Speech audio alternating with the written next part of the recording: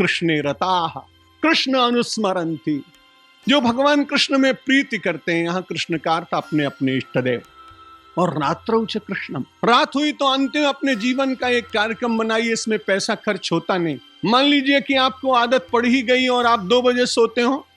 क्यों सोते होंगे इसका कारण आप सभी जानते हो कि चैनल बहुत। लेकिन मान लीजिए कि आप 12 बजे 2 बजे ही सो रहे हो, तो इतना नियम ले लीजिए कि सोने से पहले तो जरूर 10 बार, 11 बार, 50 बार, 100 बार श्री कृष्ण गोविंद हरे मुरारे, हे नाथ नारायण वासुदेव इतना बोलकर सोएंगे।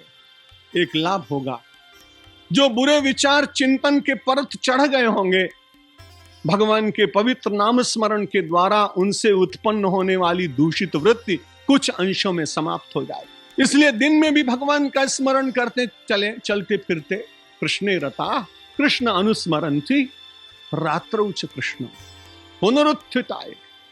और प्रातः काल उठने के बाद फिर भगवान का पवित्र स्मरण किया तो ये पूरा जीवन जैसे साकल्य अरुण हो जाती है, देदीप्यमान होती है, द्युतिमान होती है, प्रकाशित होती है, उसकी ज्वाला होती है, उसकी अपनी शक्ति होती है, उसकी अपनी सुरभि होती है, उसका अपना एक महत्व होता है। वैसे ये जीवन भी बहुत महत्वपूर्ण हो जाएगा। उसकी महत्ता अहंकार के द्वारा नहीं, लेकिन मैं सेवक सचराचर रूप राशि भगवंत, ये अभिमान का रूपांतरण। यदि व्यक्ति खाली मैं करे तब तो बनेगा, बकरे की तरह से कटेगा, मैना की तरह से बांधा जाएगा।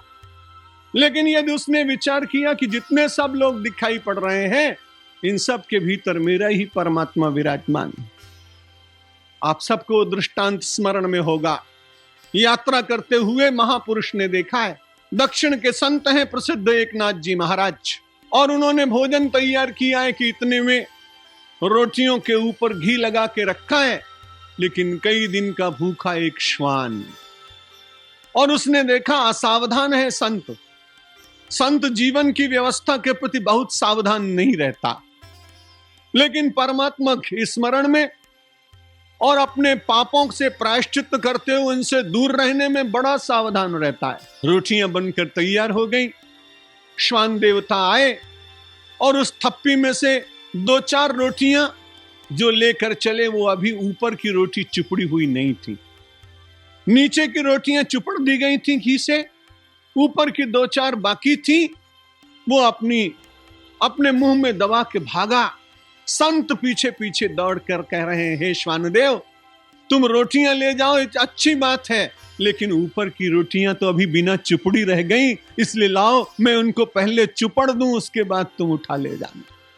मैं ऐसा नहीं कहता हूं कि आप भी अपने घर में कल से ऐसा ही करना प्रारंभ कर दें, कर भी नहीं सकेंगे, बड़ा कठिन।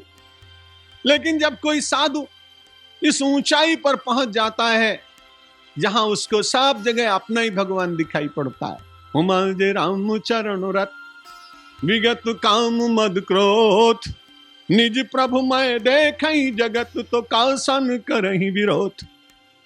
विरोध को शमन करने का आध्यात्मिक उपाय। वैचारिक मतभेद रहते, यदि ऐसा ना होता तो इतने दर्शन शास्त्रों का निर्माण कैसे किया गया होता। लेकिन मतभेद के साथ में मनभेद होकर एक दूसरे से कभी बोलना नहीं, एक दूसरे की निंदा के लिए सारे उपाय करना, एक दूसरे को लांछित करने के लिए नाना प्रकार के बुद्धि के जाल रचने का प्रयत्न करना, यह भारतीय भूमि में कभी ऐसा पहले होता नहीं रहा। आपस में मिलकर सिद्धांतों के ऊपर बड़ी अच्छी तरह से चर्चा होती, अपने अपने अनुभव की बात कहते, उसमें से जो छनकर निकलता उसको बहुत से लोग स्वीकार कर लेते। स्वीकार करने के बाद वे उसके अनुयायी भी बन जाते। लेकिन जो अनुयायी नहीं बने, उनको कोई दैहिक दंड देने का अथवा कोई ग्रुप बनाकर उनको निरंतर बदनाम करने का ऐसा कोई प्रयत्न अपने देश में दिखाई नहीं पड़ता। यदि विरोध का शमन करना हो और सौम्यता पूर्वक ये समाज परस्पर भारत माता के पुत्र पुत्री के रूप में निवास करने की पावन कल्पना को साकार करना चाहें, तो एक ही उपाय है, भगवान के चरणों में रत हों। चाहे फिर भगवान कृष्ण के चरणों में रत हों, और चाहे भगवान श्री राम के चरणों में रत हों, चाहे दुर्गा जगदम्बा शिव जहां जहां आपकी निष्ठा हो, महावीर गुरु नानक देव वाणी, जहां कुछ आपको ठीक लगता हो वहां आप रत हो सकते हैं। कृष्णे रताः कृष्ण अनुस्मरन्ति रात्रौ च कृष्णम पुनरुत्थिताय ते भिन्न देहा प्रविशन्ति कृष्णे। धीरे धीरे भगवान के साथ वे एकाकार हो जाते हैं। मैंने परम पूजनीय स्वामी अखंडानंद जी के श्रीमुख से वृंदावन की एक बात सुनी थी। एक संत रोज भगवान का स्मरण करते और 500 माला नित्य जपने के बाद ही सोते। चाहे जितना समय हो जाए, चाहे जितनी कठिनाई हो, लेकिन नियम से कभी खंडित नियम को ना होने देते, विचलित ना होते। एक दिन महाराज अस्वस्थ हो गए, आयु बहुत अधिक थी, अब तो शरीर भी काम नहीं करता था, हाथ से उठा के जल भी नहीं पिया जाता था, लेकिन जब तक नियम पूर्ण न हो तब तक मैं कुछ ग्रहण नहीं करूंगा। आज भी उनका हठ ही था।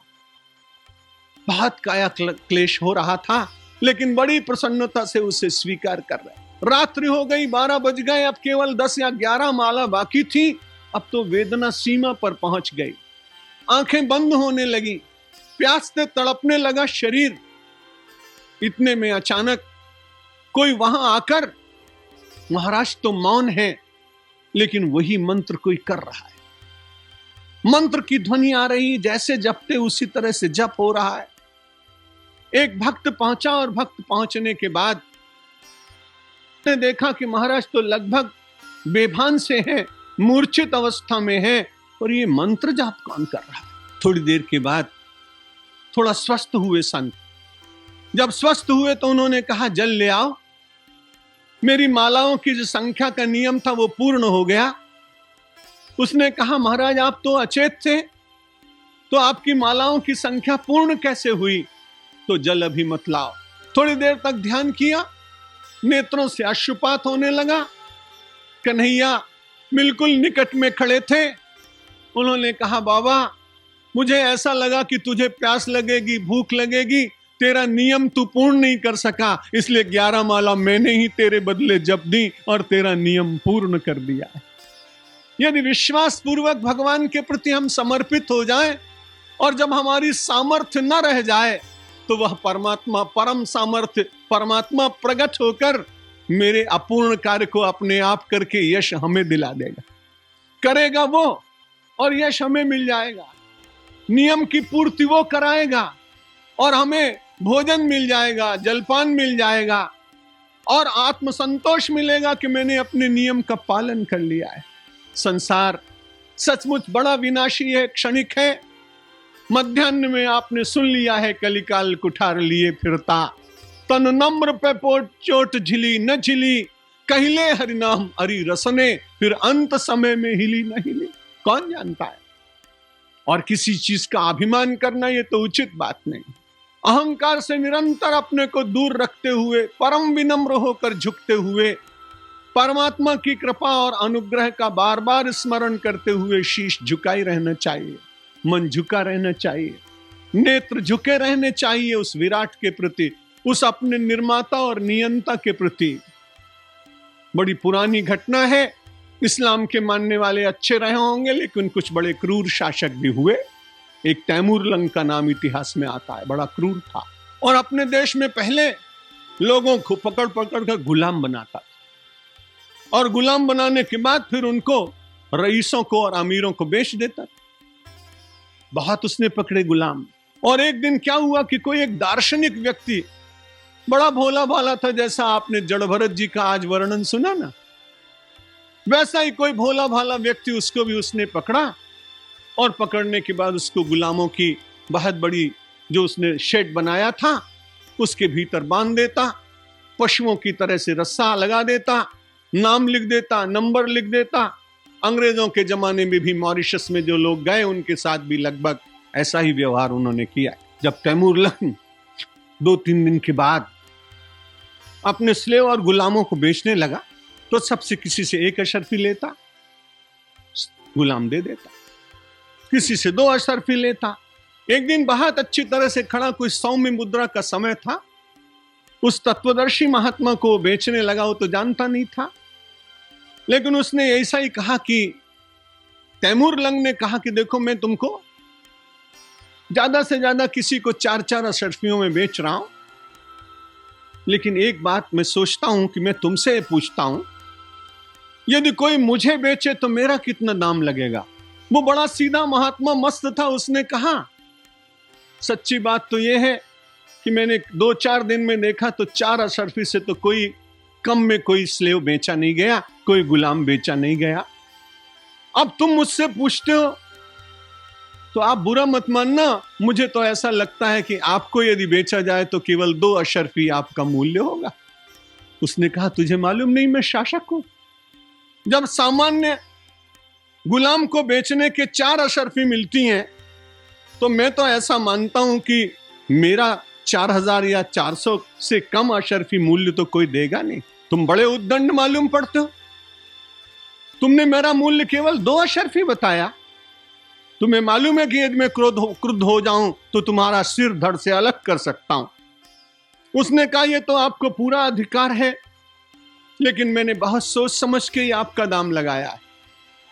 उसने कहा तुझे मालूम नहीं, जो मैं चादर ओढ़े हुआ हूं इसमें सोने और चांदी के तार लगे हुए, अगर यदि इसको ही कोई बेचे तो कम से कम 2 अशर्फी तो इसकी मिल जाएंगे। उसने कहा तैमूर लंग, मैंने तुम्हारी चादर का ही दाम लगाया है, क्योंकि तुम्हारा दाम तो कुछ हो ही नहीं सकता। तुम तो माटी के बॉल भी नहीं बिक सकते हो। तुम जब जमीन के भीतर दफना दिए जाओगे तो यही चादर तुम्हारे काम आएगी, इसलिए मैंने इसका दाम 2 अशर्फी लगाया। आंख खुल गई, विचार करने लगा, अरे संसार की किस बात पर अब अहंकार किया जाए? सब छूट रहा है, सब जा रहा है, सब विलीन हो रहा है। ब्रह्म सत्यम जगन मिथ्या पर विश्वास न करने वाले लोगों को एक बार निवेदन करूंगा कि 2 बहुत दूर नहीं है, वहां लातूर जाइए। कितना कष्ट उन बंधुओं को उठाना पड़ा, केवल 1 मिनट में ही तो हुआ था। लोगों ने कहा ये गरीब देश है, सूचनाओं की कमी थी, यंत्र नहीं थे। हमें भी ठीक लगा कि भाई हम लोग तो बड़े अभी डेवलपिंग कंट्री माने जाते हैं, विकासशील देश, इसलिए हमारे पास नहीं भी होगा। लेकिन पिछले वर्ष आपने देखा होगा टेलीविजन की स्क्रीन पर, जापान का बहुत बड़ा नगर कोबे, मुझे अपने विश्व प्रवास में सन 76 में वहां ठहरने का अवसर मिला और प्रेम महबूबानी नाम के एक सिंधी बंधु के यहां मैं ठहरा था। जब मैंने कोबे की वो सड़कें, वो अट्टालिकाएं, वो गिरते हुए पुल, वो टेढ़ी होती हुई रेल की लाइनें, ये सब देखी तो लगा कि ये तो बड़ा विज्ञान की दृष्टि से समुन्नत राष्ट्र है।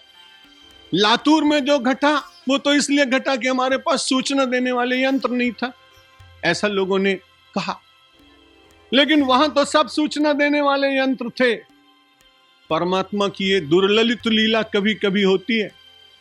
भगवान न करे कि उसकी पीड़ा किसी को सहन करनी पड़े, लेकिन ये तो उसकी अपनी इच्छा की बात, कौन उन्हें चैलेंज कर सकता है।